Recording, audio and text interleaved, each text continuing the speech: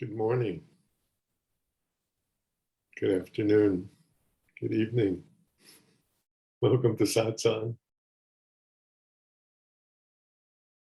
The question I asked you on the very first day was, what do you try to make right? And I'll answer it briefly. What you try to make right is your life. That's what you try to make right. Because we are all under the assumption that there's a right way to be, and that if we fit into it, well, then we've used the life to the best of our ability, and then we'll be happy. This is all unspoken. But if you just look at the patterns of people and the expectations of people and the patterns that they fall into about how well they're doing and how good the appearance looks, not much of it has to do with how you feel or how open-hearted you feel inside, or how much you love yourself, or how much you care about the other. It's all built on separatism. And this has been going on probably as long as humanity has considered themselves bodies, animals with a mind, so that they have the ability to be good, or at least the appearance of it. But at least in the last few thousand years of written material, we have been told the truth about ourselves, and we have rejected it consistently, rejected the truth that we are one with eternity. I and my Father am one, are one. I and my Father are one. Divinity. We refuse to accept that. We say no to that. We say yes to the body, to the mind, to achievement, to brilliance, to accomplishment, to beauty, to fame, to the intellect. This is what we say yes to. The individual. And then we judge ourselves how well we're doing about that. Success or failure come into play. And this has been given to us from our parents, from their parents, from their parents, from their parents. We have been taught that we are not what we truly are, over and over and over, for centuries. So,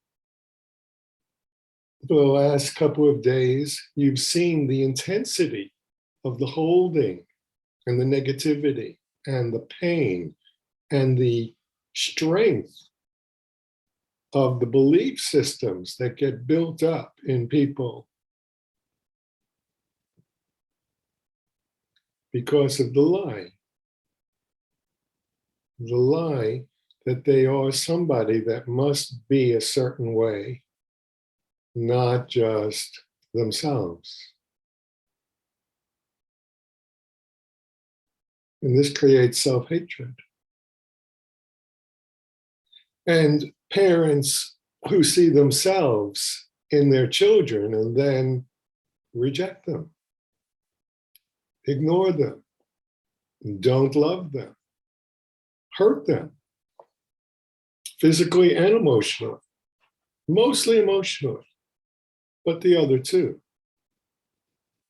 Abuse, Not knowing who you are and treating somebody falsely is abuse. We've all been abused.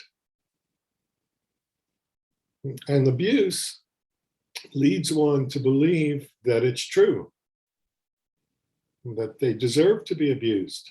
It's all in us. And we create the abuse. We thrive on it. We need it because we believe in it. And this drives us crazy. Some of us cross over that line and do become crazy because it's too much to bear. Living a lie is too much to bear. And so you, all of you, are weaning yourself off the abuse, the emotional, physical, mental abuse, the lies, the cruelty, the ridiculous stupidity. And we do our best when it comes up as real that we are what we've been told we are, and we face it over and over and over again. And we start resting in the truth of who we really are. And we think, wow, this is going to last forever.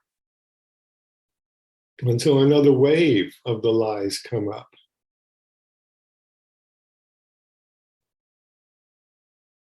We meet that. Ultimately, we meet that.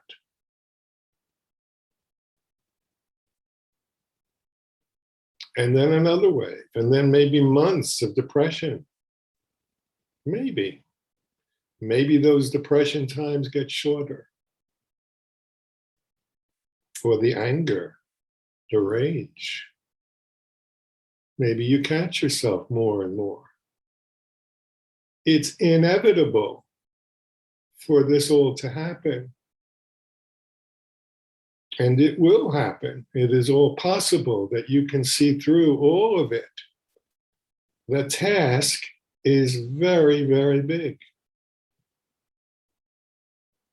I'm not going to be Pollyanna about it and say that, you just spend a year or two and you see through all the nonsense and the lies and everything you're believing. But I see it. I see it happening. I watched myself. I see myself in all of you.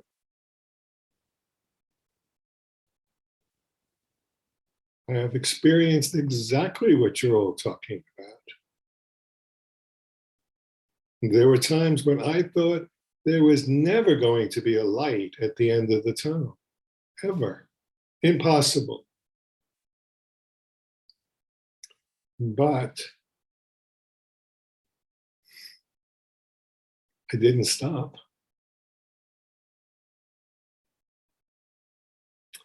And I urge you not to stop.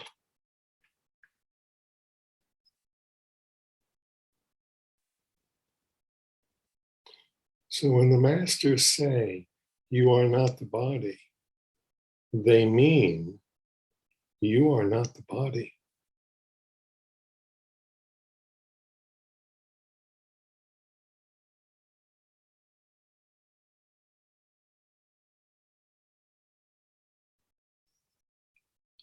And that's what you have to know. You are not the body. You have one. Consider it a gift.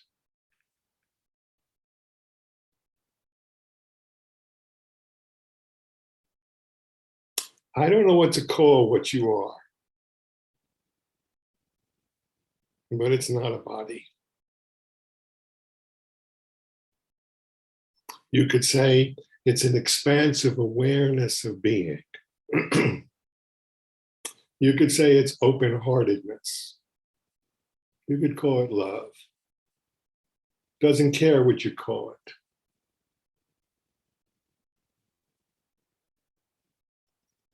It's presence.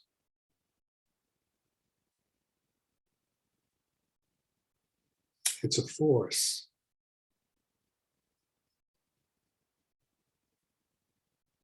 It's beauty. And if we align with the beauty that we are, it will reflect itself everywhere you look.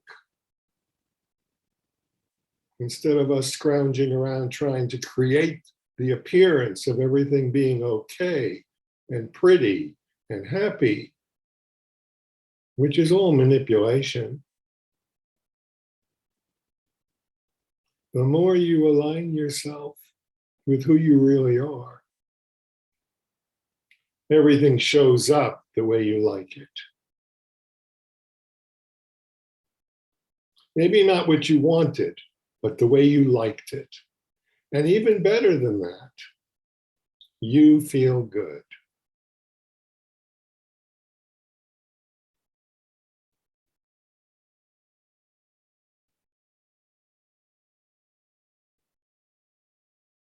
Isn't that enough?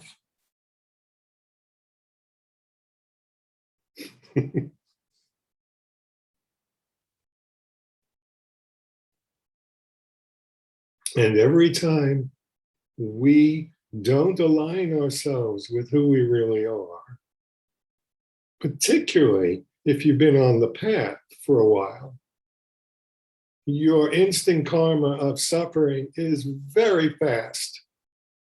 It's saying to you, stop that. Stop it. It's enough.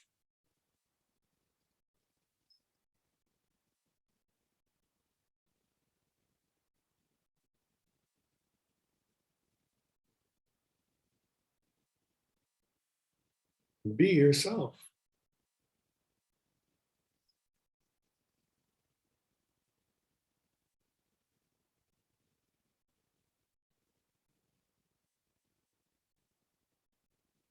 And being yourself means noticing the stories that your mind wants to wind around your life and make you believe that it's the truth.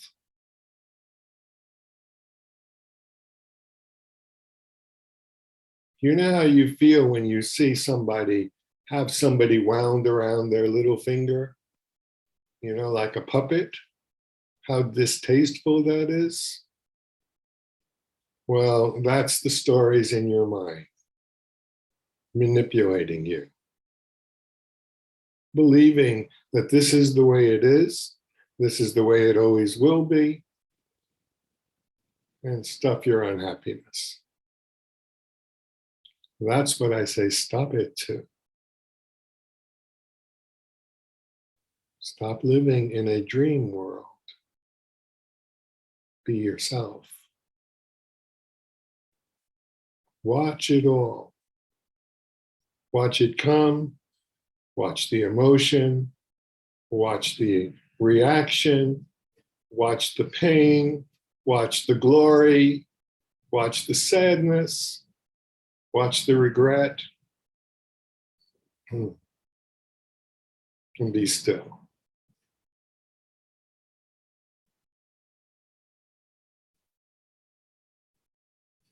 Open to yourself.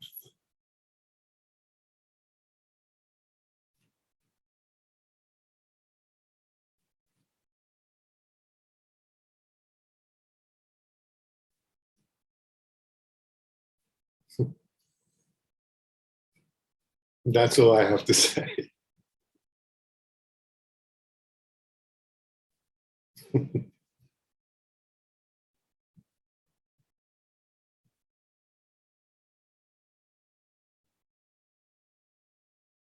So how do you do that? You all know. You all have your own little ways of stopping, turning to, meditating, mantras, whatever works. It's a question of doing it. Unwinding yourself. And when you unwind yourself, I guess I'm not done.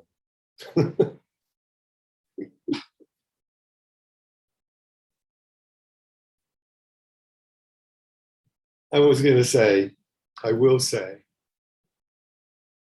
that there is a sense that when you unwind yourself from the story, you unwind yourself and your parents and their parents.